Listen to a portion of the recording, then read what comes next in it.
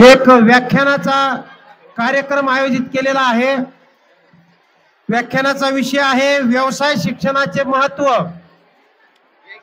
व्यवसाय शिक्षणाचे महत्त्व म्हणजे तुम्हाला करिअर घडवण्यासाठी, तुम्हाला नोकरी लागण्यासाठी जे शिक्षण महत्त्वाचं आहे,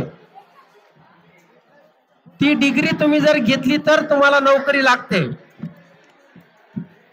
आणि म्हणून व्यवसाय शिक्षणाचे टप्पे कोणते आहेत पुढे जर तुम्हाला नोकरी करायची असेल तर, आणि म्हणून हा विषय अत्यंत तुमच्या करिअरचा विषय आहे।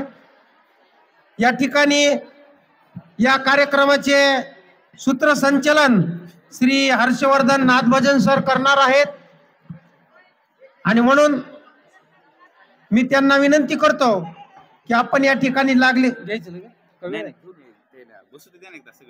अँकरिंग श्री हर्षवर्धन नाथभजन सर, सर्व शिक्षकांनी मागे येऊन बसायचे द्यायला। त्यासोबत आजच्या कार्यक्रमाचे अध्यक्ष राहणार आहेत कैलासवासी सौगो नखाते विद्यालयाचे मुख्याध्यापक माननीय श्री BR होगे सर।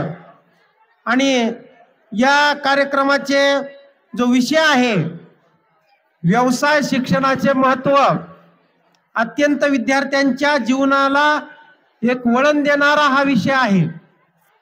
ज्याला हा विषय समजला आणि त्याने प्रयत्न केले तर कुठल्या ना कुठल्या क्षेत्रामध्ये आपण नोकरी मिळवण्याची संधी नक्कीच घेणार आहात। म्हणून हा विषय समजणं महत्त्वाचं आहे। हा विषय मांडणारे आहेत आपल्याकडे मार्गदर्शक माननीय प्रदीप खाजेकर सर, जिल्हा परिषद प्रशाळा वाघाळा। आणि महाराष्ट्र शासनानं जिल्ह्यामध्ये तालुक्यामध्ये जे 2 मार्गदर्शक ठरवलेले आहेत शासनाचे, त्यापैकी एक असे हे सर आहेत।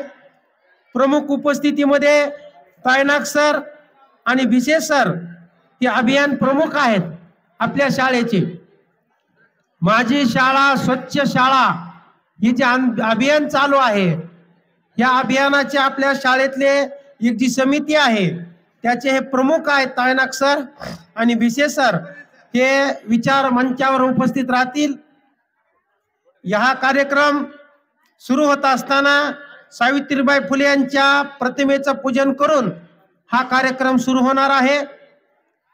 या कार्यक्रमाचे स्वागत लखमले सर यांच्याकडे राहणार आहे, आणि यानंतर मी या कार्यक्रमाला सुरुवात करण्यासाठी आमंत्रित करतो आजचे अँकर श्री हर्षवर्धन नाथभजन सर।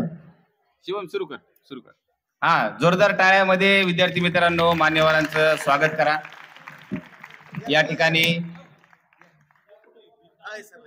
या ठिकाणी कार्यक्रमाचे मुख्य मार्गदर्शक व्यवसाय प्रशिक्षक प्रदीप खाजेकर सर या ठिकाणी मंचावर आसनस्थ झालेले आहेत।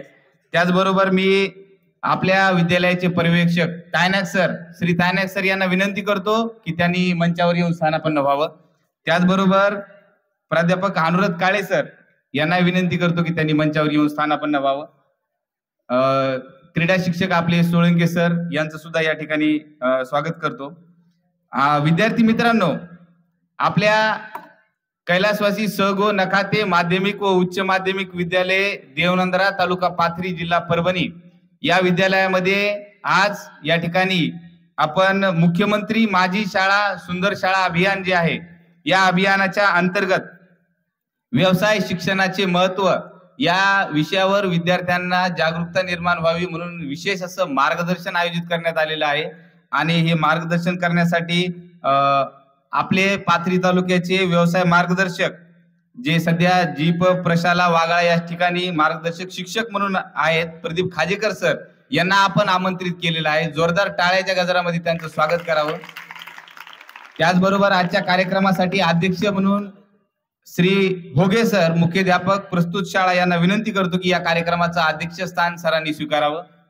त्याचबरोबर प्रमुख पाहुणे म्हणून आपल्या विद्यालयाचे पर्यवेक्षक प्रमुख उपस्थितीमध्ये तायनाक सर यांना सुद्धा विनंती करतो की त्यांनी आसनस्थ व्हावं। त्याचबरोबर या अभियानाचे प्रमुख भिसे सर, श्री भिसे सर यांनी सुद्धा या ठिकाणी मंचावर येऊन आसनस्थ व्हावं. प्राध्यापक अनुराध काळे सर यांना सुद्धा विनंती करतो की त्यांनी सुद्धा मंचावर यावं.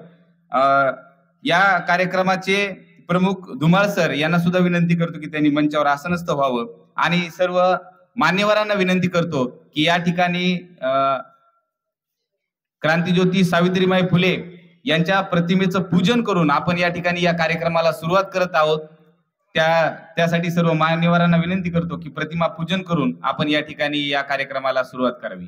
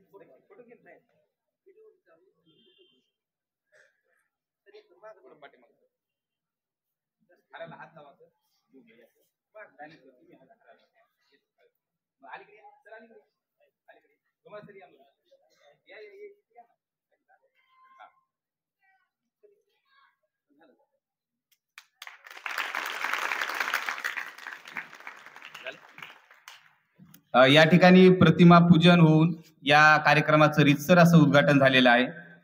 या ठिकाणी मान्यवरांचं स्वागत आपल्या विद्यालयाच्या वतीने करणे हे आपलं आद्य कर्तव्य आहे. म्हणून या ठिकाणी आजच्या या कार्यक्रमाचे मुख्य मार्गदर्शक तसं तर अध्यक्षांचं स्वागत पहिल्यांदा आपण करत असतो.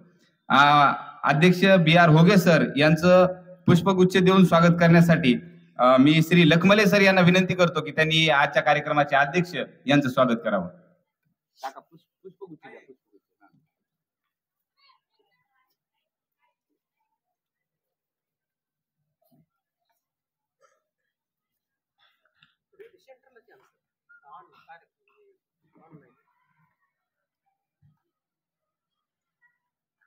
जोरदार टाळ्यामध्ये या ठिकाणी आजच्या या कार्यक्रमाचे मुख्य मार्गदर्शक प्रदीप खाजेकर सर, व्यवसाय प्रशिक्षक जीप प्रशाला वाघाळा यांचं स्वागत करण्यासाठी मी गव्हाणे सरांना विनंती करतो की त्यांनी आजच्या या कार्यक्रमाचे प्रशिक्षक यांचं स्वागत करावं.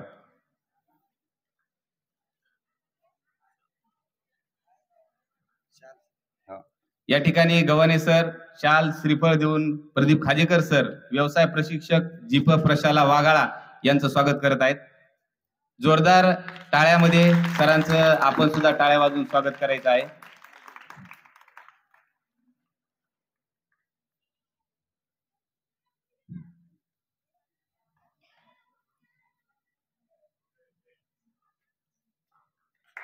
यानंतर ताटे सरांना विनंती करतो की त्यांनी मंचाकडे यावं. वाघमारे सरांना सुद्धा विनंती करतो की त्यांनी मंचाकडे यावं. जोरदार टाळ्या वाजवून विद्यार्थ्यांनी या ठिकाणी आजचे मार्गदर्शक यांचं स्वागत करावं. धन्यवाद सर. यानंतर आजच्या कार्यक्रमाचे जे प्रमुख उपस्थितीमध्ये आहेत श्री तायनाक सर, पर्यवेक्षक आपली शाळा, या तायनाक सरांचं स्वागत करण्यासाठी श्री ताटे सर यांना विनंती करतो की त्यांनी मंचावर यावं.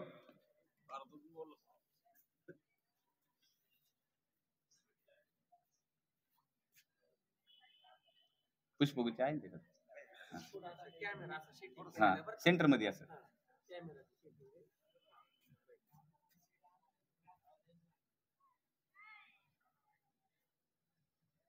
जोरदार टाळ्यामध्ये विद्यार्थ्यांनी स्वागत करावं. यानंतर आपल्या या विद्यालयाचे प्राध्यापक अनुराध काळे सर यांचं स्वागत करण्यासाठी मी श्री वाघमारे सर यांना विनंती करतो की त्यांनी मंचावर यावं आणि प्राध्यापक अनुराध काळे सरांचं स्वागत करावं. प्रत्येकाचा फोटो घ्यायचा.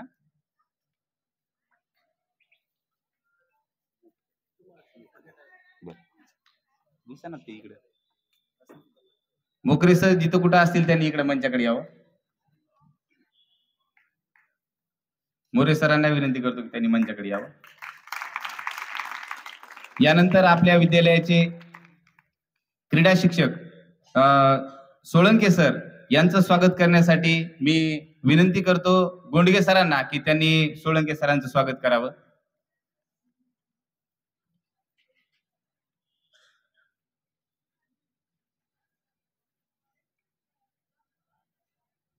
भिसे सरांना सुद्धा विनंती करतो की त्यांनी मंचाकडे यावं.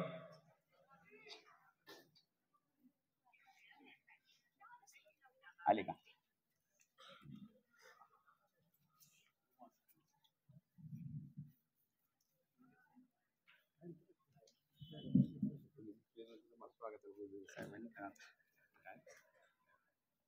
जोरदार टाळ्यामध्ये सर्वांनी स्वागत करा. यानंतर आजच्या या कार्यक्रमाचे ज्यांनी आयोजन केलं असे धुमाळ सरांचं स्वागत करण्यासाठी मी भिसे सरांना विनंती करतो की त्यांनी मंचावर यावं.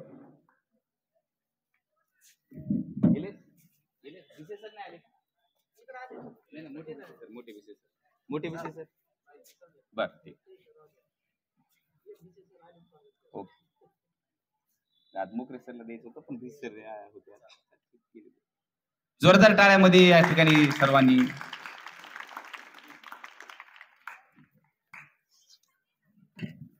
यानंतर या कार्यक्रमाचं सुंदर अशा प्रकारचं नियोजन आणि सूत्रसंचालन नाथभजन सर यांनी केलेलं आहे. त्यांचं स्वागत करण्यासाठी मोकरे सरांना विनंती करतो की नाथभजन सरांचं स्वागत करावं पुष्पगुच्छ देऊन.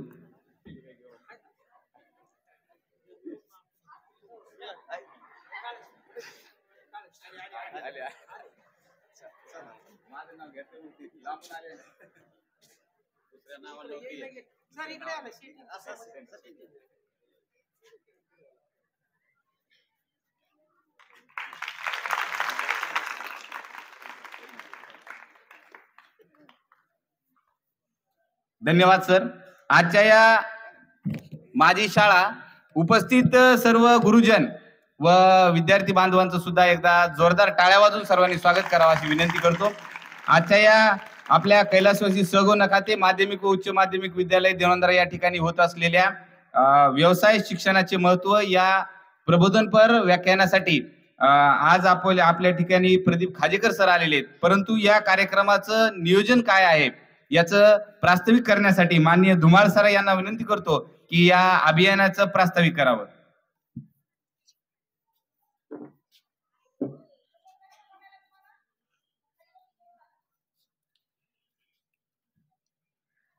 आज हा जो कार्यक्रम आहे तो कशासाठी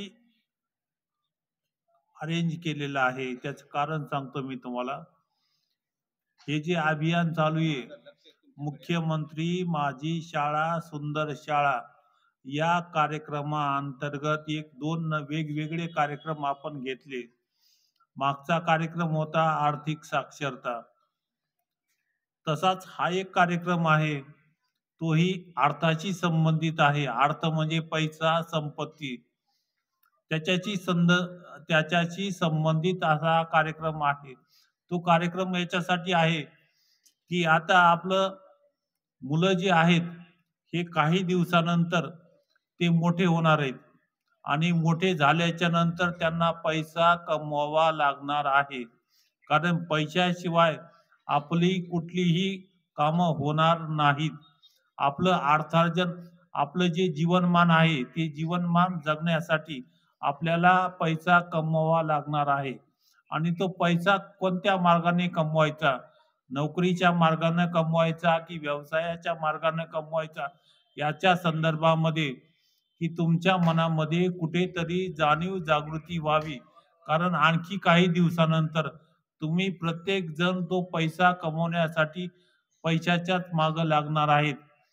आलं का लक्षात? आणि म्हणून तुम्हाला या ठिकाणी पैसे कमवण्यासाठी काय करायचे, पुढे चालून कोणता व्यवसाय करायचा आहे, कोणती कौशल्य तुमच्यामध्ये असायला पाहिजेत आणि ती कौशल्य कशी तुम्हाला मिळवायची आहेत, कोणत्या मार्गाने मिळवायची आहेत, त्याच्या संदर्भामध्ये प्रशिक्षण देणाऱ्या संस्था कोणत्या आहेत या सर्व विषयांची सांगोपांग माहिती तुम्हाला व्हावी यासाठी हा कार्यक्रम शासनानं आयोजित केलेला आहे. आणि म्हणून माझी तुम्हाला सर्वांना विनंती आहे की तुम्ही सर्वांनी हा कार्यक्रम व्यवस्थित मन लावून ऐकावा आणि त्याच्या संदर्भामध्ये पुढे काही शंका असल्या तर आपल्या कुणाला तरी विचारून तुम्हाला त्याच्या संदर्भामध्ये मार्गदर्शन मिळवता येईल. एवढं बोलून मी एवढं प्रास्ताविक करतो आणि थांबतो. धन्यवाद सर. जास्त वेळ न घेता आजच्या या कार्यक्रमाचे मुख्य मार्गदर्शक प्रदीप खाजेकर सर, व्यवसाय प्रशिक्षक, जिल्हा परिषद प्रशाला वाघाळा यांना विनंती करतो की सरांनी या ठिकाणी या विषयाच्या अनुषंगाने विद्यार्थ्यांना मार्गदर्शन करावं.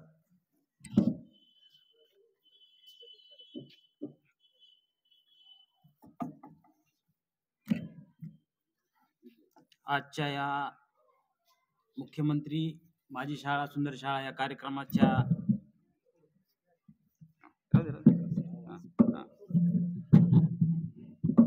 प्रसंगी कैलासवासी सगो नखाते माध्यमिक आणि उच्च माध्यमिक विद्यालय देवनांद्रा तालुका पाथरी जिल्हा परभणी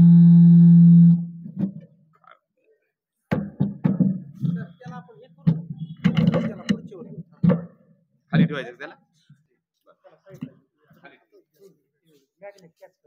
व्यासपीठावर उपस्थित या प्रशालेचे या विद्यालयाचे मुख्याध्यापक घुगे सर मुख्याध्यापक, त्यानंतर सर्व शिक्षक वर्ग आणि विद्यार्थी मित्र आणि माझे मार्गदर्शक हर्षवर्धन सर आणि त्यांची टीम, मला या ठिकाणी मार्गदर्शक म्हणून एक माहिती देण्यासाठी मला आयोजित केलं, त्याबद्दल मी या ठिकाणी माझे भाग्य समजतो. कारण की मी 2008च्या बॅचला मी याच शाळेचा माजी विद्यार्थी आहे. मी गेली 2016 पासून व्यवसाय प्रशिक्षक म्हणून कार्य करत आहे. जिल्हा परिषद प्रशाला आधी धामणगावला होतो, नंतर मी वाघाळा या ठिकाणी काही दिवस आता सध्या कार्यरत झालेलो आहे. सगळ्यात महत्त्वाचं जे आहे हा विषय जो आहे माझी शाळा सुंदर शाळा, यामध्ये आपण पाहतो की मुख्यमंत्री व्यवसाय शिक्षक आपलं व्यवसाय अभ्यासक्रम जे आहे यामध्ये आपल्याला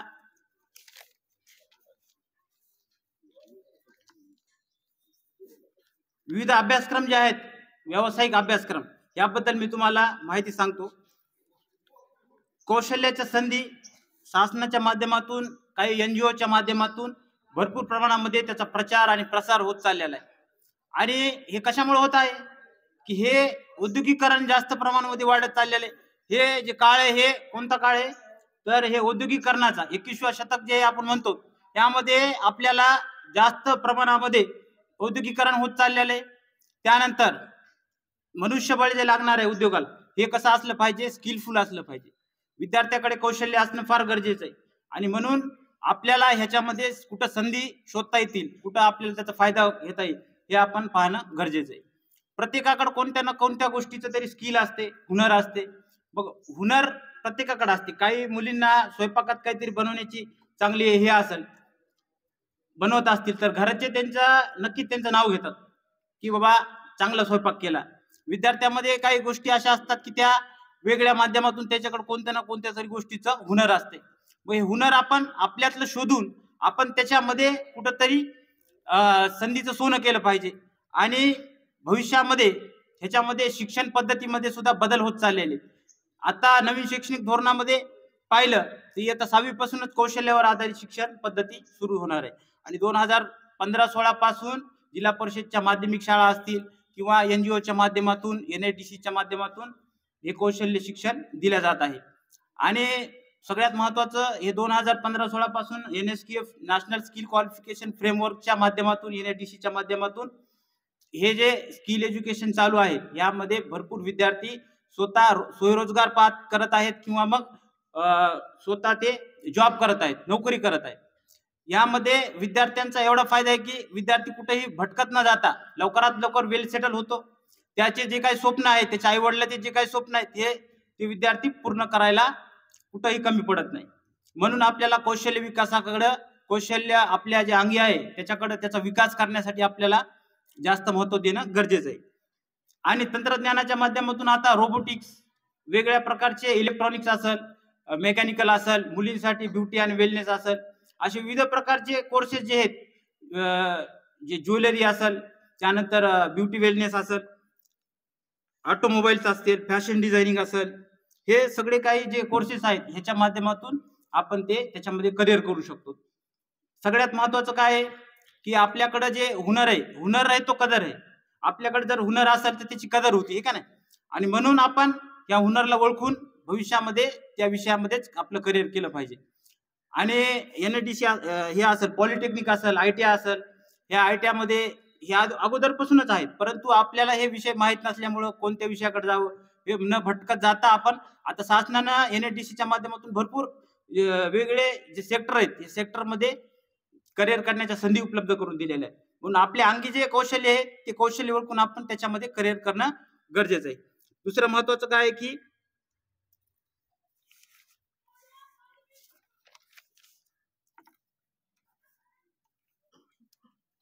व्यावसायिक अभ्यासक्रम उपलब्ध जे आहेत ह्याच्यामध्ये शासनाने विदेशामध्ये सुद्धा रोजगार करण्यासाठी आपल्याला त्या ठिकाणी करार केलेला आहे.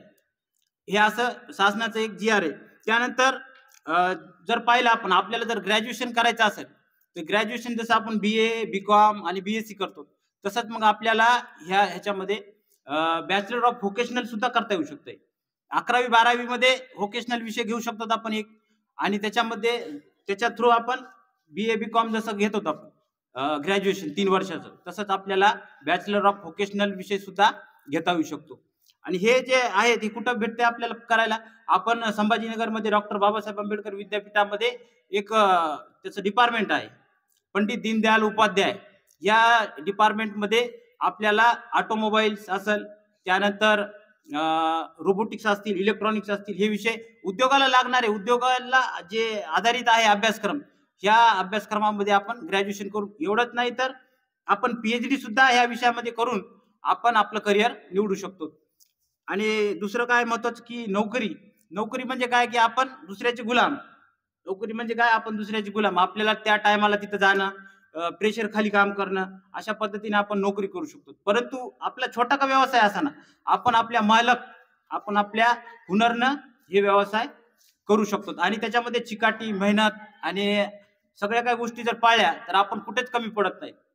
म्हणून आपल्याला नोकरी करायची का मालक व्हायचंय हे आपण ठरवलं पाहिजे.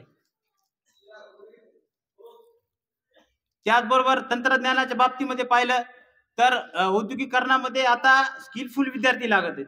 स्किलफुल असणं फार गरजेचं आहे. प्रत्येकाकडं हुनर असणं फार गरजेचं ठरत आहे की ह्याच्यामध्ये जर तुम्ही गेलात, आता अगोदरचा काळ असा होता की उदाहरण सांगायचं झालं तर ऊसतोडणी कामगार जे आहेत ह्याच्यामध्ये आता हे दिसत नाहीत, आपल्याला जास्त प्रमाणात दिसणार नाहीत, कारण की आता हार्वेस्टर आलेले. हार्वेस्टर जे चालवणार आहे ते कोण आहे, ऑपरेटर आहे, हे का नाही. म्हणून ते आता कमी होत चाललेले आहेत आणि फक्त रोबोटिक्सवर चालणारं हे तंत्रज्ञान आहे. आणि म्हणून तुम्हाला स्किलफुल होणं फार गरजेचं आहे. एवढं बोलून मी माझे 2 शब्द संपवतो. मला या ठिकाणी बोलवण्याची संधी दिली त्याबद्दल मी आपला आभारी आहे. धन्यवाद सर. या ठिकाणी सरांनी का व्यवसाय शिक्षण गरजेचं आहे याचं महत्व तुम्हाला सांगितलेलं आहे. येणाऱ्या काळामध्ये व्यवसाय शिक्षणाच्या संधी कुठं असणार आहेत, जसं आता सामान्य कामगार नष्ट होणार आहे आणि ज्याच्याकडे स्किलफुल असा वर्क असणार आहे असाच कामगार भविष्यात टिकणार आहे. आणि म्हणून त्याच्यासाठी सुद्धा हे गव्हर्नमेंटनं प्लॅन केलेला आहे. या ठिकाणी या कार्यक्रमाचं अध्यक्षता करण्यासाठी आपल्या भिसे सर बोलणार होते, पण भिसे सरांना विनंती करतो. भिसे सर या ठिकाणी या व्यवसाय मार्गदर्शन या विषयावर मार्गदर्शन करण्यासाठी या अभियानाचे प्रमुख भिसे सर यांना विनंती करतो. तुम्ही बोला. भिसे सरांना विनंती करतो, जोरदार टाळ्यामध्ये भिसे सरांना विनंती करा. सरांना विनंती करतो की त्यांनी मार्गदर्शन करावं.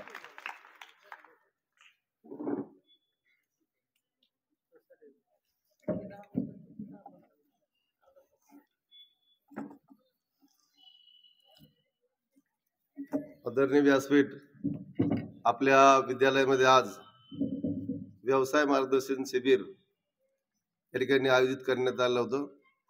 यामध्ये आपल्याला मार्गदर्शक म्हणून आपल्याच विद्यालयाचे माजी विद्यार्थी माननीय प्रदीप खाजेकर सर या ठिकाणी मार्गदर्शक म्हणून लाभले.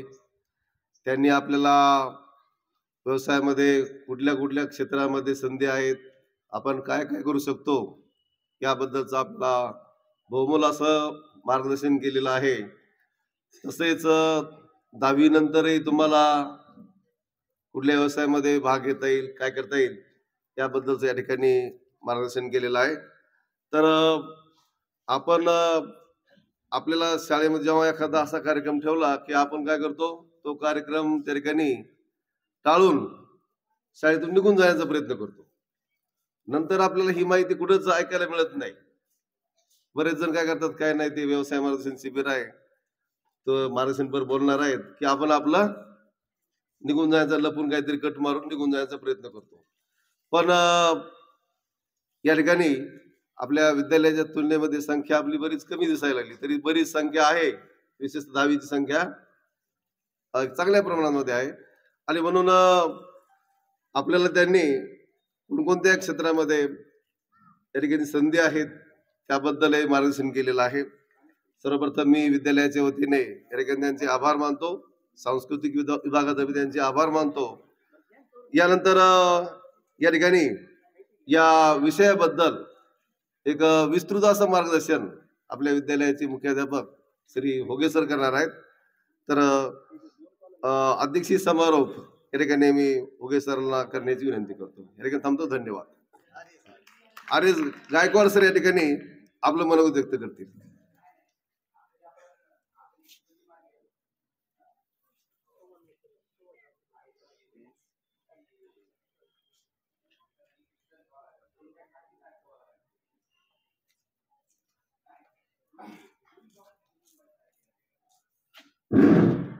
विद्यार्थी मित्रांनो,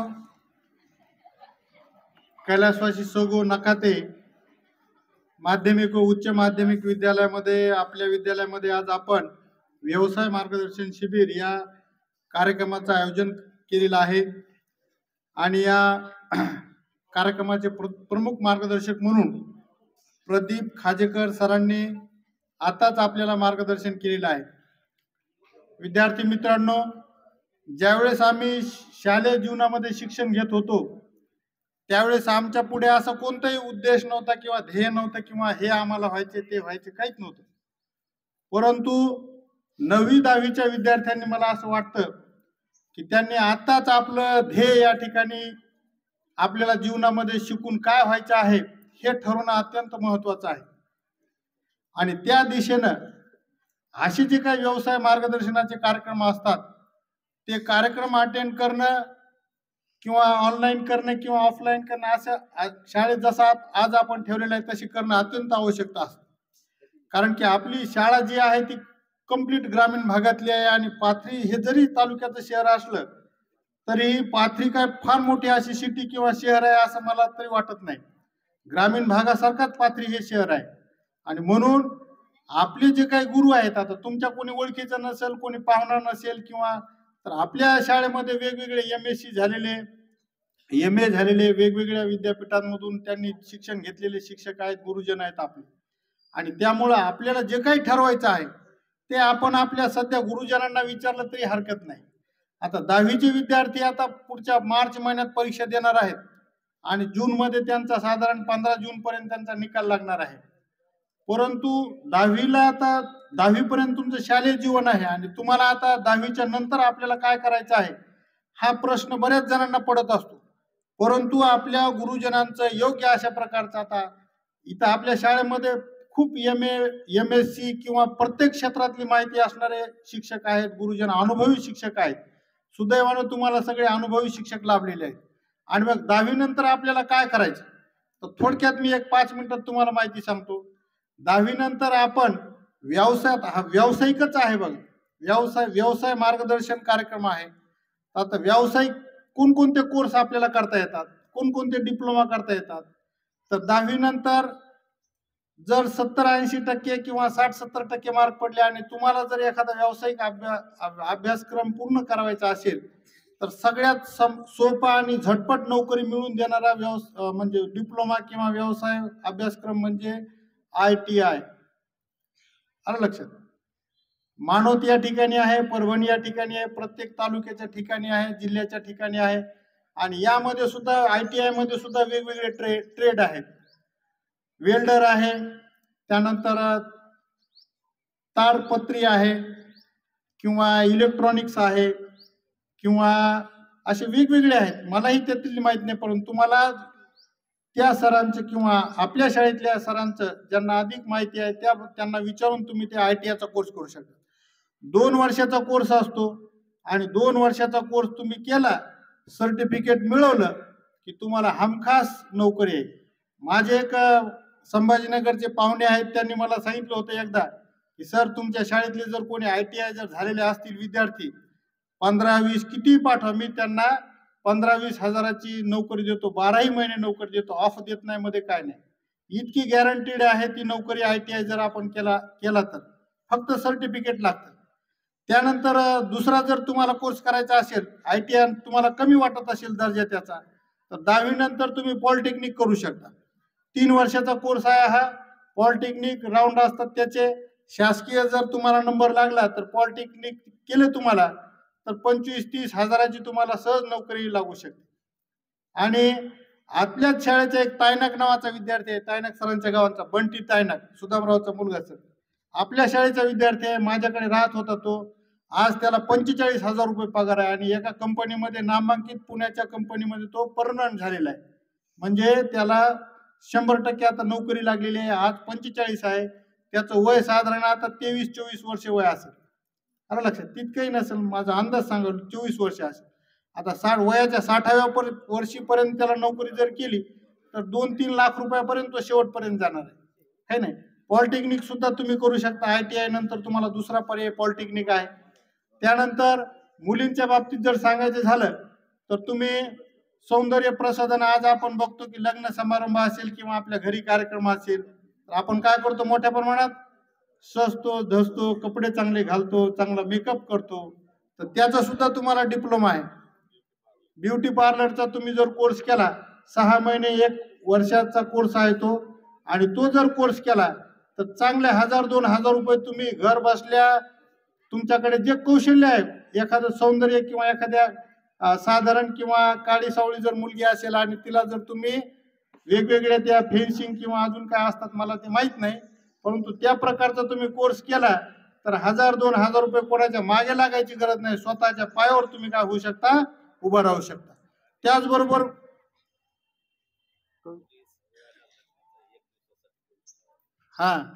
तायनाक सरांना अनुभव आहे. तायनाक सरांनी मला आता सूचना केलेली आहे, जर एखाद्या नवरीला हळदीपासून ती जोपर्यंत रडून सासरी जात नाही तिथपर्यंत तिला जर सजवायचं असेल तर एका 24 तासाचे 25,000 रुपये काय आहे, फीस आहे.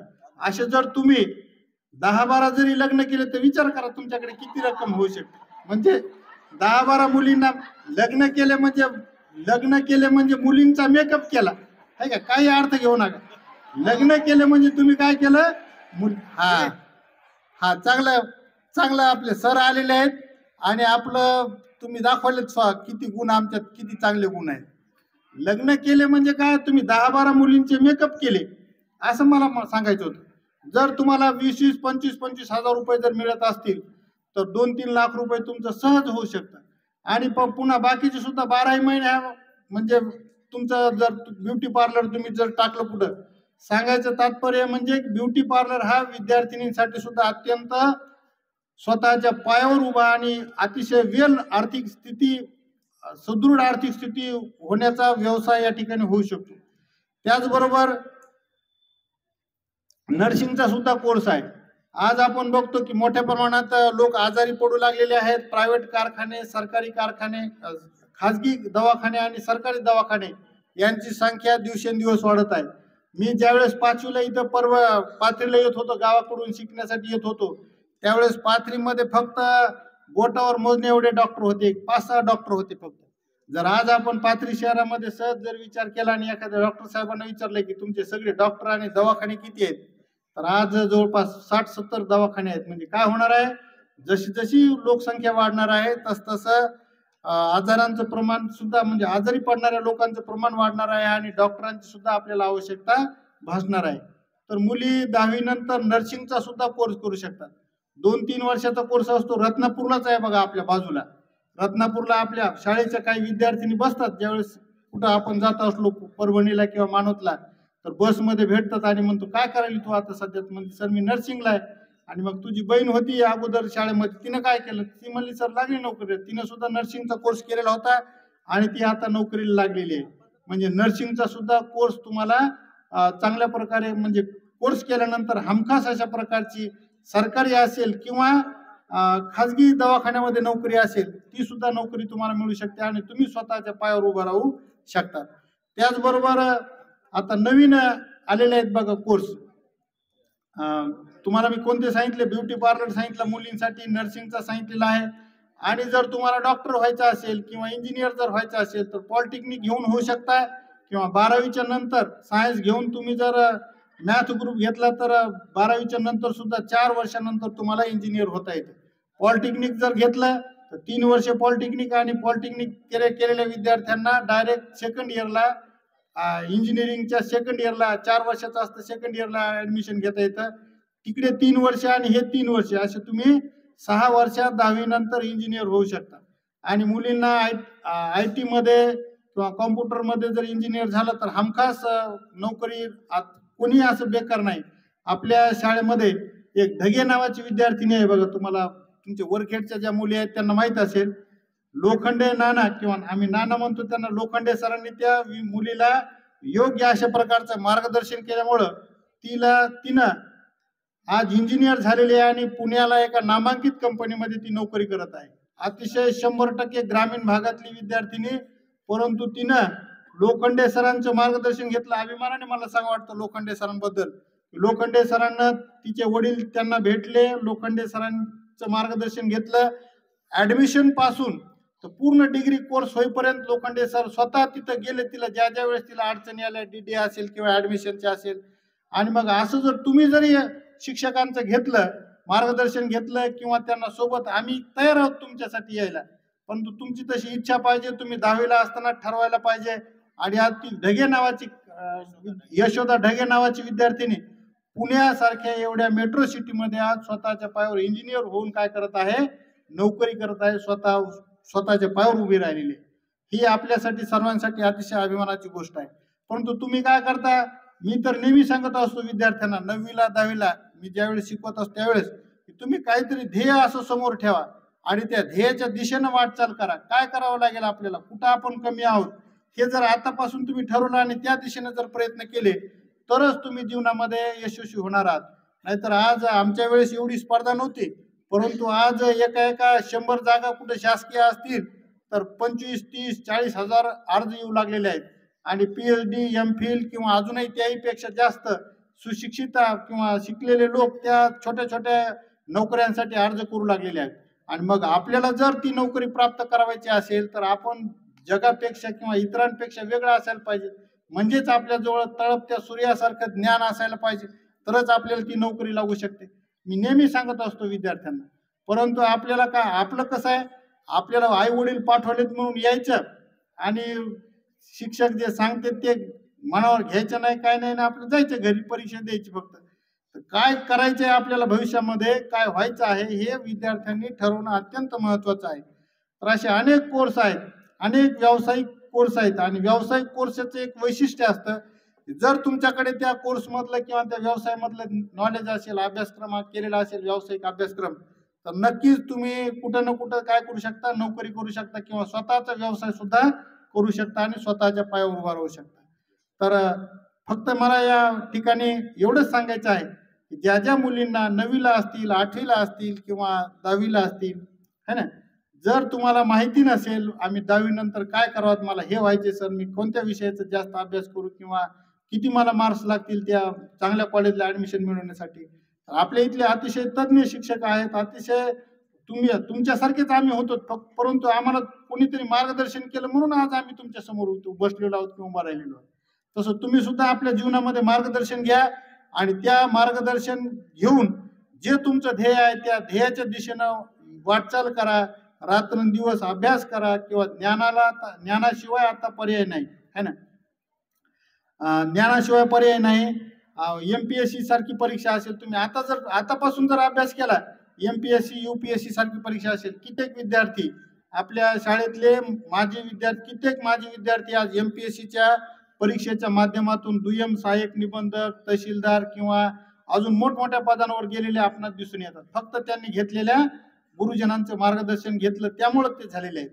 तर अधिक काही मला माहिती नाही, परंतु मला बोलावं असं वाटलं, तुमच्याशी हितगुज करावं असं वाटलं.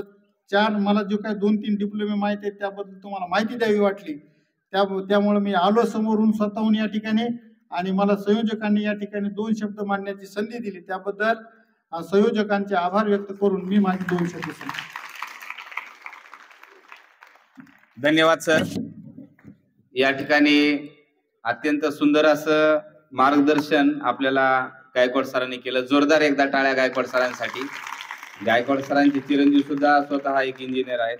यानंतर व्यवसाय मार्गदर्शन या विषयाच्या अनुषंगानं सोळंके सरांना विनंती करतो की त्यांनी विद्यार्थ्यांना मार्गदर्शन करावं. माननीय सोळंके सर.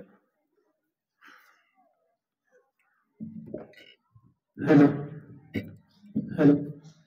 पाथरी तालुका शिक्षण प्रसारक मंडळाचे कैलासवासी सौ नखाते माध्यमिक व उच्च माध्यमिक विद्यालय देवनांद्रा या ठिकाणी मुख्यमंत्री माझी शाळा स्वच्छ शाळा अभियानाअंतर्गत आज आपण या ठिकाणी व्यवसाय शिक्षणाचे महत्त्व या विषयाचे व्याख्यान या ठिकाणी आपण आयोजित केलं. त्याचे प्रमुख मार्गदर्शक मान्य श्री प्रदीप खाजेकर सर या ठिकाणी त्यांनी आपल्याला चांगलं मनोगत केलेलं आहे. सर्वप्रथम आज या ठिकाणी विद्येची देवता सावित्रीमाई फुले यांना मी प्रथम अभिवादन करतो. या कार्यक्रमाचे अध्यक्ष आपल्या विद्यालयाचे मुख्याध्यापक श्री होगे सर आणि या विचार मंचावर उपस्थित माझे सर्व मित्र, समोर बसलेले विद्यार्थी विद्यार्थिनी आणि सर्व शिक्षक वृंद. विषय हा खूप महत्वाचा आहे तुमच्यासाठी. आज तुमचं जीवन हे अगदी आनंदी आहे. आपण कसं जगतोय आनंदानं आणि आपल्याला कोण जगवतंय ह्याचं सुद्धा भान तुमच्या थोडंफार लक्षात राहत नाही. तुम्हाला जर इंटरव्हल मध्ये जर कुरकुरे खायचे असले तर अगोदर तुमच्या बॅग मध्ये पैसा असतो, पण तो पैसा सहज तुमच्या आईनं किंवा वडिलांना दिलेला असतो, त्याचं तुम्हाला एवढं गांभीर्य नसतं. पण ज्यावेळेस तुम्ही बालपणामधनं पुन्हा मोठ्या अवस्थेमध्ये जाता आणि नंतर मग ज्यावेळेस तुम्हाला स्वतःची जबाबदारी, स्वतःच्या संसाराचं ओझं तुमच्या खांद्यावर पडतं आणि स्वतःच्या पोटाची खळगी भरण्यासाठी, स्वतःची भाकरी निर्माण करण्यासाठी स्वतःची मेहनत करावी लागते, त्यावेळेस मग आपल्याला पैशाचं महत्व कळतं. आज तुम्ही एकदम अल्लड आहात. शाळेत खिचडी होते, आपल्याला मस्त खिचडी पकते आणि मस्त बम मारायची. घरी जायचं, संध्याकाळचा स्वयंपाक आयता असतो, बम खायचा, टर झोपायचं. अभ्यासाचा विचार नाही. तुम्हाला विषयच आहे व्यवसाय शिक्षणाचे महत्व. 10वी शिकला, 12वी शिकला किंवा ग्रॅज्युएट झाला ह्याला अर्थ नाही. म्हणतात 10वी शिकला काय आणि 12वी शिकला काय ह्याला जर अर्थ नसतो किंवा ग्रॅज्युएशन झाला तुम्हाला कोणीही दारात उभा राहू देत नाही. शिक्षणाचे काही टप्पे आहेत, त्यातली त्या 3 महत्वाचे टप्पे आहेत: शिक्षण, प्रशिक्षण आणि मार्गदर्शन. तुम्हाला फक्त शिक्षण मिळतंय आणि मार्गदर्शन क्वचितच कधीतरी हा कार्यक्रम एखाद्या वेळेस लागतो आणि प्रशिक्षण तर तुम्हाला मिळतच नाही. ज्याच्या आयुष्यामध्ये यशस्वी व्हायचं त्याला 3 शिक्षणाचे टप्पे महत्वाचे आहेत: शिक्षण, प्रशिक्षण आणि मार्गदर्शन. आणि शिक्षण घेत असताना ज्यावेळेस तुम्हाला मार्गदर्शन मिळतंय की कोणत्या मार्गाने आपल्याला जायचंय,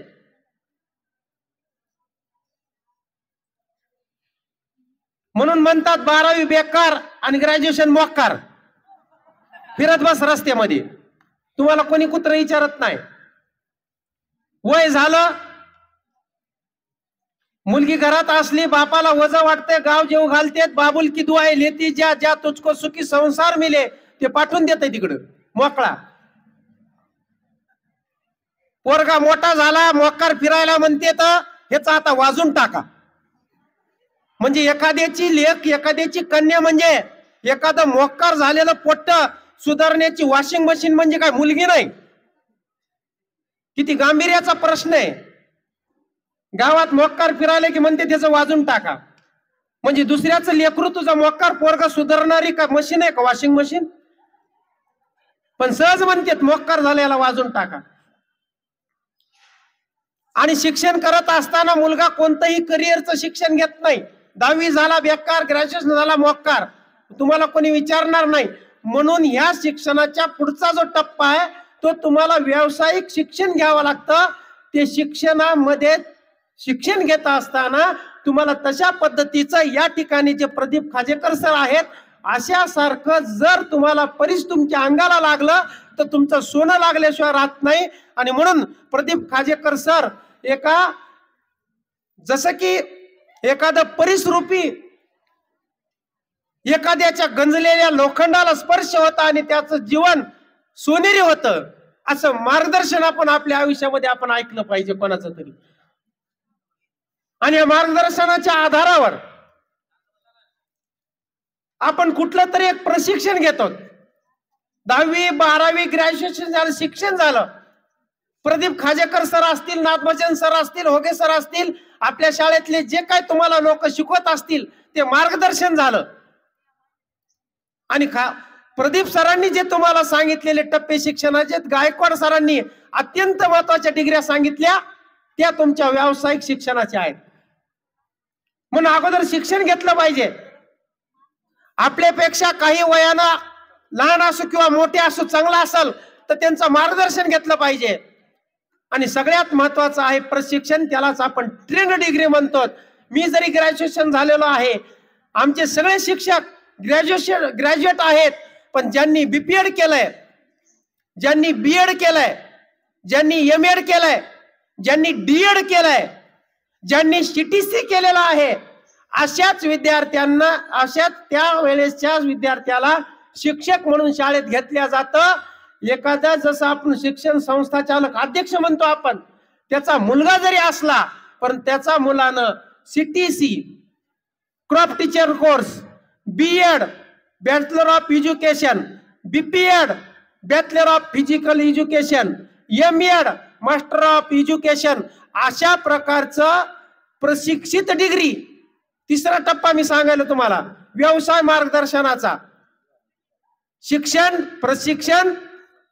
शिक्षण, मार्गदर्शन आणि प्रशिक्षण. प्रशिक्षणार्थ जे ट्रेनिंग आहेत त्या ट्रेनिंग घेतल्याशिवाय तुम्हाला नोकरीला लागता येत नाही. म्हणून शाळेमध्ये नोकरी करायची असेल तर तुम्हाला व्यवसाय शिक्षण घ्यावं लागतं.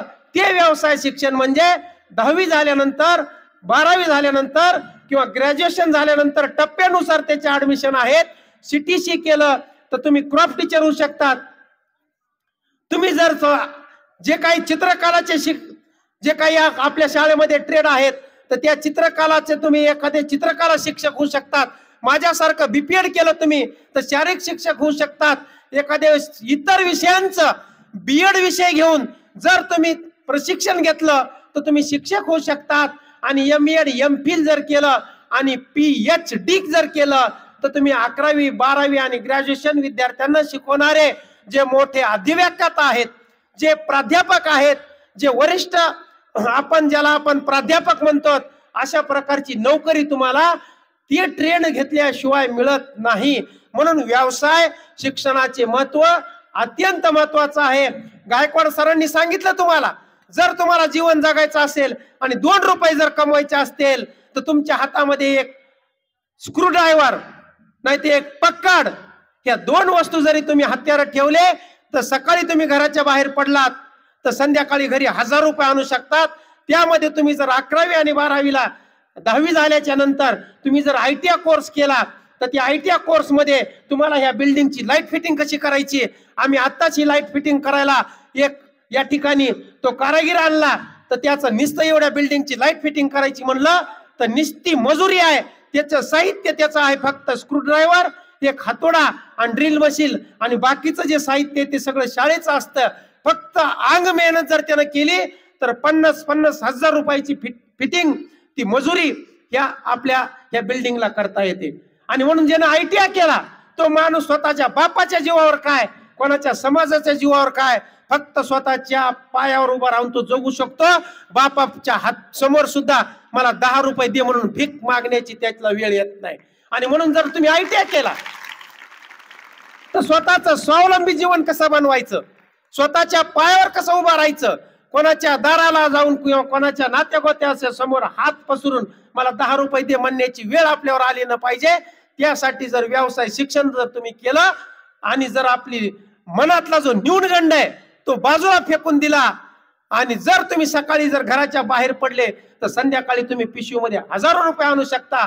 म्हणून आमचा एक सामाजिक क्षेत्रामध्ये एक मूलमंत्र आहे, बूट पॉलिश ते तेल मालिश पर्यंत जर तुम्हाला धंदा करता आला, व्यवसाय करता आला तर तुम्ही संध्याकाळी 1000 रुपये तुम्ही आणू शकतात.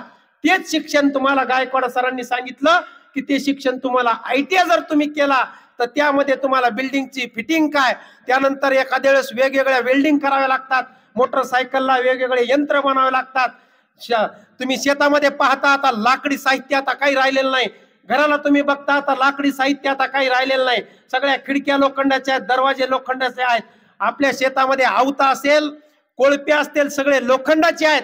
जर एक वेल्डिंग ट्रेड केला आणि तुम्ही असे अवजार तयार करायला लागलात तर तुम्हाला लाखो रुपये मिळतात. तुम्हाला काम करायला सुद्धा तुम्ही नुसतं ITI ट्रेडर जर एक असला आणि तुम्ही जर एक फॅब्रिकेशन कंपनी जर टाकली तर एका कंपनीमध्ये तुमच्या हाताखाली ITI करणारे असे 10 माणसं तुम्हाला कामाला येऊ शकतात. म्हणून नोकर व्हायचं का मालक व्हायचं हे तुमच्या हातामध्ये आहे. जर तुम्ही आणखीन वेगळ्या उच्च शिक्षणाची जर तुम्ही शिक्षण घेतलं आमच्यासारखं तर आम्ही शाळेचे सुद्धा शिक्षक आहोत, पण शेवटी आम्ही एक नोकर आहोत, कारण आम्हाला एक साहेब आहे आणि तो साहेब आम्हाला काम सांगतो. म्हणजे याचा अर्थ आम्ही कुठेतरी बौद्धिक गुलाम आहोत. पण जर मालक व्हायचा असेल तर व्यवसाय प्रशिक्षणामध्ये जा, ITI करा, पॉलिटेक्निक करा, इंजिनिअरिंग करा, IIT करा. तुम्ही राजस्थान येथे कोठा या ठिकाणी तुम्ही जाऊ शकता. दिल्लीमध्ये कोठा किंवा जे दिल्लीमध्ये जे काय IIT क्षेत्र आहे त्या ठिकाणी जाऊ शकता. माझाच त्या शाळेतले काही विद्यार्थी आहेत, IIT झालेले विद्यार्थी आहेत, त्यांचं वार्षिक वेतन हे 35 लाख रुपये कमवणारा माझा विद्यार्थी आहे. हे माझा अभिमानानं मी सांगू शकतो. एका वर्षामध्ये 35 लाख रुपये. आणि म्हणून आपण काय केलं पाहिजे, फक्त लाच सोडून द्यायची आहे. आपण कोणी असो, कुठल्याही समाजानं त्या समाजाचं काम केलं पाहिजे हे आता राहिलेलं नाही. जग बदललंय. माझ्या अण्णाभाऊ साठेनं सांगितलेलं होतं, आंबेडकर साहेबांनी सुद्धा जे काही सांगितलं होतं त्या अण्णाभाऊ साठेनं सांगितलं होतं, जग बदलून घ्यावं. सांगून गेले माझं भीमराव.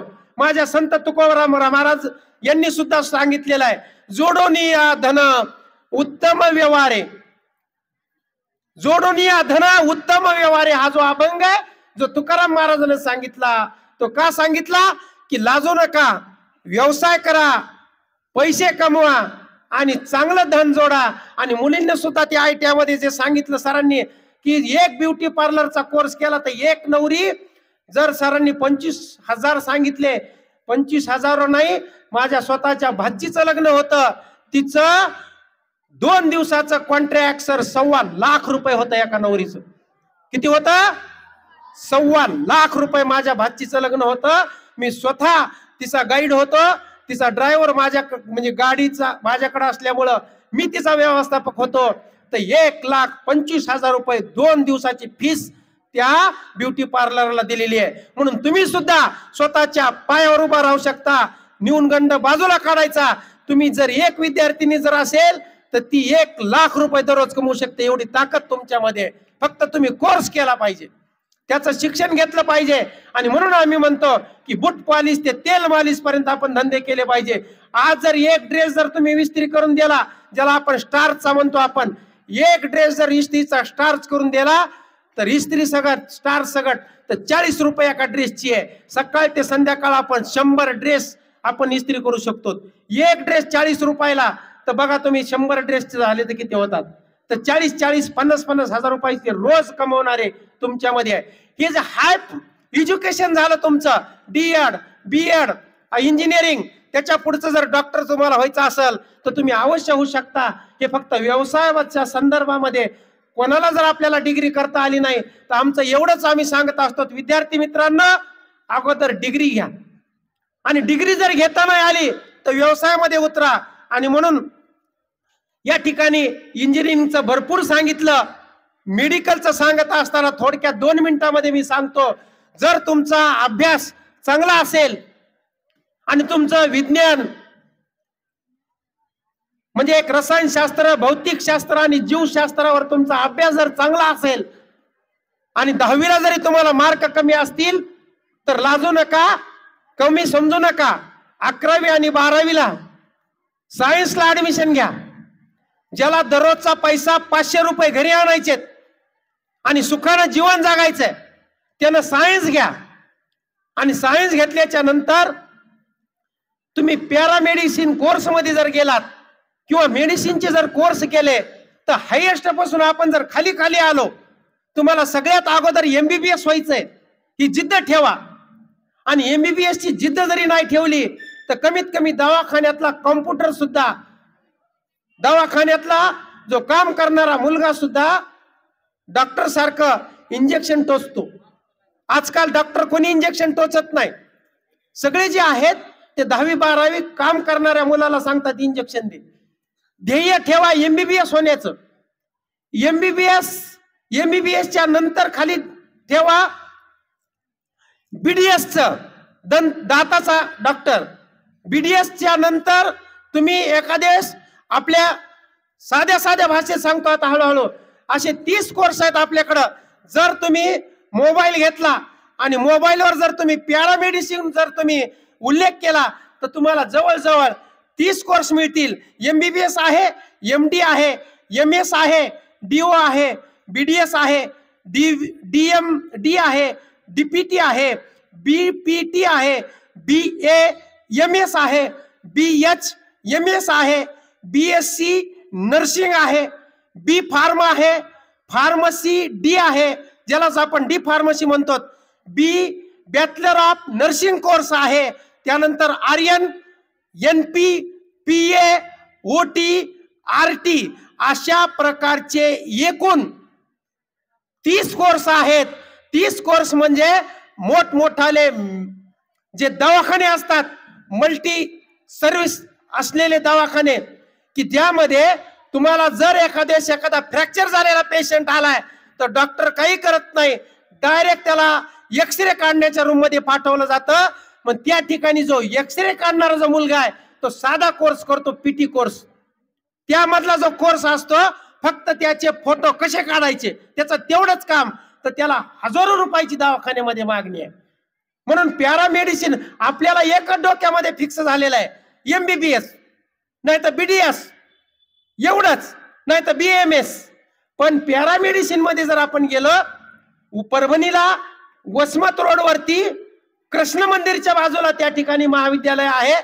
1 वर्षाचा कोर्स केला तुम्ही तर तुम्हाला ज्या ठिकाणी मोठ्या दवाखान्यामध्ये आजकाल आपण रोडला पाहिलं हजारो ऍक्सिडेंट आहेत, गेले अगोदर त्याला एक्सरे काढावा लागतो. म्हणून फक्त एक्सरे ती मशीन कशी चालवायची, जसं की एखाद्या झेरॉक्स मशीन मध्ये जातो आपण आणि ते कागद टाकतो आणि झेरॉक्स निघती, तसं त्या माणसाला त्या मशीनवर ठेवायचं आणि त्याचे एक्सरे काढायचे. हा जर कोर्स केला तर तुम्हाला कुठलाही डॉक्टर हजारो रुपयाची नोकरी देतो. त्याचसोबत जर तुम्ही त्याच्यातला नर्सिंग कोर्स केला तर तुम्हाला प्रत्येक दवाखाने पहा तुम्ही ICU मध्ये भरलेले आहेत, सगळ्या दवाखाने आयसीयू मध्ये पेशंट खचाखच भरलेले आहेत.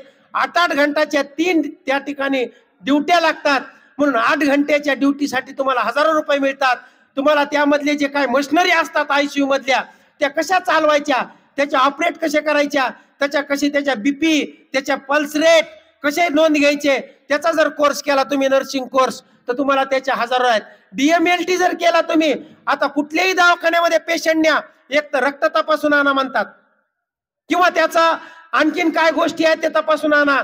जर ब्लड तुम्ही जर तपासायला पाठवलं तर त्याचे हजारो रुपये आपल्याला मिळतात. तसा DMLT तुम्ही कोर्स करू शकता. आणि आपल्या पाथरीला सुद्धा जी डॉक्टर लेन आहे तिथं आज सुद्धा DMLTचे जे काय आपल्याला लॅबोरेटरीज आहेत ते कमी आहेत. आपल्याला ब्लड हे परभणीला पाठवावं लागतंय आणि तिथून आपल्याला त्याचा रिपोर्ट येतो. मग माझ्या शाळेतल्या विद्यार्थ्यांनी एखादा चांगला DMLT कोर्स केला आणि एक मोठी या ठिकाणी लॅबोरेटरी केली तर माझाच एक मेवून आहे परभणीला मोरेश्वर लॅबोरेटरी म्हणून. त्याच्या हाताखाली MBBS चे 5 डॉक्टर आहेत सर. MBBS चे बघा, साधा मुलगा ज्यानं की फक्त लॅबोरेटरी टाकलेली आहे, MBBS पेक्षाही त्याचं कमी दर्जाचं शिक्षण आहे, पण त्याच्या हाताखाली आज 5 MBBS चे डॉक्टर आहेत. बस स्टँडच्याच बाजूला आहे मोरेश्वर लॅबोरेटरी. म्हणजे तुम्ही असं समजू नका की मला मार्क कमी पडले आहेत, मी MBBS होणार नाही. पण जर तुमच्यामध्ये धमक असेल आणि जर तुम्ही एखादा छोटा ट्रेड जरी केला असेल तर तुम्हाला MBBS नाही तर तुम्ही जिथं ठेवू शकता. मी MBBS झालो नाही का तर माझ्या हाताखाली काम करणारे 5 डॉक्टर मी MBBS लावू शकेल. कारण आता अलीकडच्या काळामध्ये व्यवसायाच्या संधी कमी राहिलेल्या आहेत. एखाद्या गरीब घरचा मुलगा MBBS जर झाला तर त्याला दवाखाना टाकायला 1 कोटी रुपये लागतात. आणि म्हणून ते पैसे उपलब्ध नसल्यामुळं तो व्यक्ती नोकरी करतो. म्हणून साध्या लॅबोरेटरी मध्ये सुद्धा काम करण्याची त्याची तयारी असते. म्हणून एखाद्या वेळेस आपण जर पाहिलं तर आपल्यामध्ये कमीपणा कधी ठेवायचा नाही. आज आपण पाहतो भारत देशच नाही सगळ्या जगामध्ये जमिनी विकत घेऊ पाहत आहेत, सगळ्या जगामधल्या प्रॉपर्टी विकत घेऊ पाहत आहेत. सगळ्या कंपन्या त्या माणसाच्या आहेत ज्याचं नाव आहे रिलायन्स कंपनी. त्या रिलायन्स कंपनीचा जो आज मालक आहेत त्याचे जे वडील आहेत, वडील जे होते त्याचं नाव आहे धीरूभाई अंबानी. त्या धीरूभाई अंबानीचं काम काय होतं कोणाला सांगता येईल का तुमच्यापैकी? मी सांगितलं अनेक वर्गामध्ये. काय काम होतं? जर तुम्ही ह्या पाथरीच्या शेलू कॉर्नरला गेलात तर त्या ठिकाणी एक बाबा जानी साहेबांचं पेट्रोल पंप आहे आणि स्वतः तुम्ही तिथं एकदा जा आणि गाड्यामध्ये भरताना पेट्रोल पंपाचा तो नौकर भरतो आणि डोळ्यामध्ये एक चित्र निर्माण करा. आपल्या भारत देशातली रिलायन्स कंपनी जागतिक दर्जाची आणि श्रीमंत कंपनी आणि तिचा मालक तिथं पेट्रोल भरतोय, हे डोळ्यात चित्र समोर उभा करा. म्हणजे एक व्यक्ती रॉकेल भरून विकण्याचं नाही नौकराचं काम करणारा माणूस, दुसऱ्याच्या रॉकेलच्या डब्यामधलं रॉकेल देऊ विकणारा माणूस, दुसऱ्याच्या पेट्रोल पंप मधलं पेट्रोल काढून विकणारा तो नौकर आज भारत देशातच नाही सगळ्या जग विकत घेण्याची ताकद त्याच्यामध्ये अंगामध्ये आलेली आहे. त्याला लाज वाटली नाही मी पेट्रोल विकतोय म्हणून. आणि म्हणून कोणाचे दिवस कसे बदलतील काही सांगता येत नसतं. म्हणून विद्यार्थी मित्रांनो इंजिनिअरिंगचे कोर्स करा. ते होत नसतील तर पॅरामेडिसिनच्या कोर्स पर्यंत या. तुम्ही हात फ्रॅक्चर झाला डॉक्टर प्लास्टर करत नाही, त्याच्यावरती जे पांढरा लेप द्यायचा असतो पट्टी करायची असते त्याचा सुद्धा कोर्स पॅरामेडिसिन मध्ये आहे. एखाद्याचा मेंदू तपासायचा आहे त्या मशीन मध्ये घालतात भुरकून तिकडं आणि इकडून काढतात वापस भुरकून इकडं, तर त्याला आपण काय म्हणतात सिटी स्कॅन काढतात. एखाद्याला डोक्यावर पडला सिटी स्कॅन काढा, डॉक्टर काम करत नाही, त्या हॉलमध्ये पाठवतात. त्या डॉक्टरची मशीन असते पण ती मशीन चालवायला तुमच्यासारखाच एखादा विद्यार्थी तो कोर्स करतो आणि ती मशीन चालवतो. ते माणसं मिळणारे सुद्धा खूप कमी आहेत. आज आपल्या पाथरीमध्ये सिटी स्कॅनच्या त्या लॅबोरेटरी हे नाही येतात. त्याचं कारण का ते चालवणारे आपल्याला मिळत नाहीत. आज इथं करायला तयार आहेत डॉक्टर. तायनक सरला इथं माहितीये एक कोणता कोर्स म्हणतात करायला जातात ते लागतं आपल्याला करून येतात परभणीला. तायनक सर तुम्ही डायलिसिस नावाची एक सिस्टीम आहे, एक डायलिसिस नावाची सिस्टीम आहे. MBBS ची गरज नाही, त्याचे काही कोर्स आहेत डायलिसिस कसं करायचं. मला चिठ्ठी द्यावी उशीर होत असला तर. धन्यवाद सर. शेवटचे 2 मिनिट म्हणून म्हणत असतो मला बोलायला देत जाऊ नका. आणि म्हणून चलता चलता अशा प्रकारचा जर कोर्स केला तर आजच आपल्या पाथरीमध्ये डायलिसिस नावाची जी काय प्रक्रिया आहे, आज आपल्याला परभणीला स्वतःची गाडी घेऊन जावं लागतं. अशा प्रकारच्या डायलिसिसचे कोर्स केले तर तुम्ही नक्कीच येऊ शकता. म्हणून कोर्स जरी नाही केले तर लक्षात ठेवा माझं वाक्य शेवटचं, की बूट पॉलिश ते तेल मालिश पर्यंत धंदे करायचे. रस्त्यामध्ये जे विकता येईल ते आपल्याला करता आलं पाहिजे, विकता आलं पाहिजे. नाही जरी म्हणलं तर शाळेत येताना सुद्धा तुम्हाला माहिती आहे मुलं सुद्धा वेगवेगळ्या पद्धतीनं काय काय शोपीस त्यांना लागतं. त्या रस्त्याच्या बाजूला नोकरीने लागली आणि इथं जर तुम्ही दुकान टाकलं पोरीनं, आता मला म्हणायचं नाही तसं करून शाळेत या, पण आजकाल काय सांगा, कुठं गेलं की होटाला लाली, गालाला फाउंडेशन, डोळ्याला मस्करा, भवईला ॲब्रो पेन्सिल, काय काय लागतंय मॅडम. आणखीन पुढची 2-4 नावं सांगू का? मला मी पोरी म्हणतात, तुम्हाला कसं काय माहिती? अगं पोरी एक मोठी पोरगी ना घरी मला सत्वायला या आणून दे म्हणायला, आहे का नाही? आणि म्हणून असं जरी विकत बसलात तर तुम्ही किती पैसे कमवू शकता. आणि म्हणून हे करत असताना, शिक्षण करत असताना शिक्षण घ्या, मार्गदर्शन घ्या आणि स्वतःच्या बापावर आणि स्वतःच्या माईच्या मेहनतीवर जगू नका. आपण आपलं कसं जगता येईल अशा पद्धतीनं व्यवसाय, शिक्षण घ्या आणि 2 रुपये कसे आपल्या कमवता येतील लक्षात घ्या. लय सोपं असतंय धंद्यामध्ये. इथं विचार मंचावर मी बोलायलो, लक्षात ठेवा. जागा व्हा आता. बैठे बैठे सावधान, आराम से बैठे बैठे सावधान. शिक्षकानं शिकवावं तर संस्कारित शिकवावं, वेगळं शिकूनी. म्हणून मी माझ्या डाव्या हाताला चिमटा घ्यायलो आणि मी जागर असं हे आहे का हे तपासून घ्यायलो. आणि हे व्यासपीठ आहे, विचारपीठ आहे. शिक्षक आहे, संस्कारापेक्षा वेगळा कार्यक्रम आहे. इथं एक शिक्षक नसून एक मी मार्गदर्शक आहे. म्हणून मी सांगतो, तुम्हाला जर पैसा कमवायचा असेल तर 2 मंत्र लक्षात ठेवा. पहिला कोणता सांगितला? बूट पॉलिश ते. आणि दुसरा मंत्र सांगतो ते तुमच्या कानामध्ये सांगितला असं गृहीत धरा. बाहेर कोणाला सांगू नका, नाही तर म्हणता सोळे म्हणजे सर बी सांगतेत अशा प्रकारचं खोटं बोलायचं. धंद्यात जर पैसे कमवायचे असतील तर एक दुसरा मंत्र सांगतो, खोटं बोल पण रेटून बोल. खोटं बोल पण आपल्या शेतातली काळी वावरी एका पोत्यात भरून बाजारात आणायची गुरुवारी पाथरीच्या, आणि त्याच्यात सांगायचं नायट्रोजन आहे, फॉस्फरस आहे, आपले सगळे 10 घटक आहेत, उत्कृष्ट आहेत, आमच्यासारखे नोकरी करणारे घुलविले तुम्ही 10 जण तर त्याच्या बंगल्यामध्ये चांगले गुलाबाचे झाड. आमच्या काही लेडीज जर तिथं आल्या नोकरदार तर त्यांना दररोज फुलं लागतात, ते फुलं चांगले त्याच्यात उगवतील. म्हणून त्या वावरीमध्ये काही जरी नसलं तर खोटं बोलायचं. खोटं बोल पण रेटून. ह्याच्यात मायक्रो न्यूट्रियन्स आहेत 10 म्हणायचं, ह्याच्यात NPK 3 घटक आहेत म्हणायचं, ह्याच्यात वेगवेगळं नॅचरल खतं म्हणायचं. काही नसलं तरी हरकत नाही, तुमची वावरी सुद्धा तिथं मुठभर राहत नाही. सो लोक विकून बंद करायचं म्हणून बंद झालं का? आणि म्हणून खोटं बोल पण गारेगार विकणारा खेळत येऊन काय म्हणताय? लाल लाल भावली जिबीला चावली आणि गारीगार खाल्लं की लाली होती. म्हणजे आपलं एक लाल गारीगार खाल्लं की ते काय म्हणताय, तुम्हाला लिपस्टिक घ्यायची गरज. आणि म्हणून लाल ते गारीगार घेते तर उगाच फटाला चोकीत बसते. खोटं बोल पण. आणि म्हणून काय आलं बर ठीक आहे, थांबतो मी. धन्यवाद.